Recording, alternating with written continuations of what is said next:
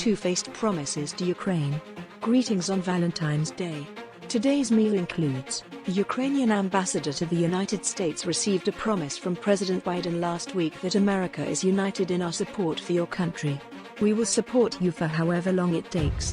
The opposite is the administration's message to the Ukrainians. According to a fresh report released this morning, the United States cannot supply help forever, thus future aid packages may be substantially smaller than initially anticipated. This is a continuation of Biden's behavior of making the most appealing public statements, enjoying the adulation that follows, and delaying facing the harsh facts. It is not the least bit unexpected that the president's crew is preventing him from answering any questions regarding the unidentified flying objects that have been shot down over North America, given that he is unable or unwilling to correctly characterize the practices of his own government.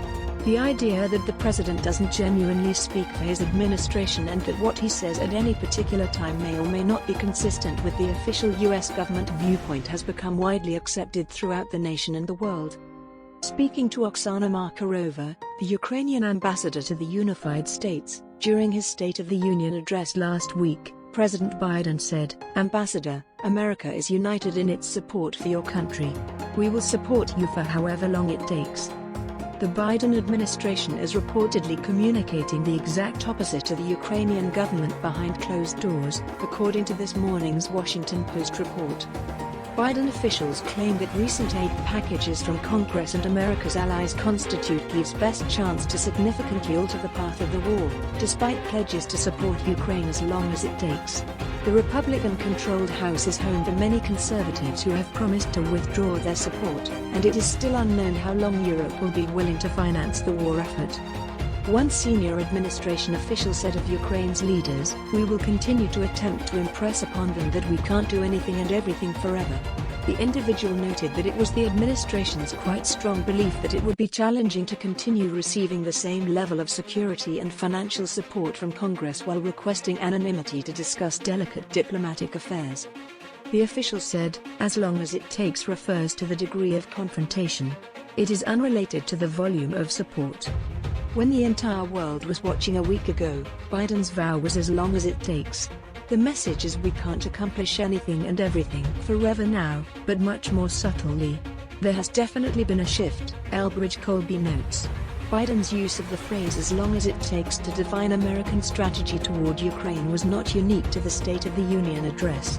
When President Zelensky visited Washington, Biden claimed he assured Zelensky, "We're with you for as long as it takes, Mr. President."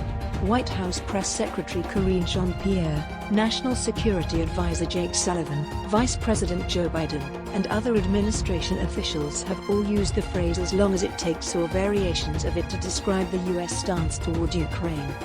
Now, "as long as it takes" has been added to the list of presidential declarations that should not be taken seriously or literally, along with "limited incursion" and "for God's sake, this man cannot continue in power." But this time, President Biden made a promise he couldn't keep on the biggest global platform possible. It wasn't just a spontaneous rhetorical flourish. Vladimir Putin, as was highlighted last week, is attempting to convert the invasion of Ukraine into a protracted, horrific war of attrition, reasoning that Russia will run out of conscripts and prisoners before Ukraine will run out of soldiers, weapons, and supplies. How do you think the news that "as long as it takes" doesn't actually mean "as long as it takes" will be received in Moscow? The other major issue of recent days makes clear Biden's refusal or incapacity to accurately describe or articulate the ideas and viewpoints of his own administration. I'm delighted that John Kirby, the National Security Council Coordinator for Strategic Communications, provided a few more facts regarding the most recent flying objects that the American military had shot down during the press briefing on Monday at the White House. Regarding these things, Kirby said, "They may have constituted a kinetic hazard to persons on the ground, which we evaluated. No, they didn't. We checked to see whether they were making any kind of communication. None were found. We looked to see if they were moving or if they had any propulsion systems. There were none to be found. And we took sure to check if they were manned or not. No, they weren't.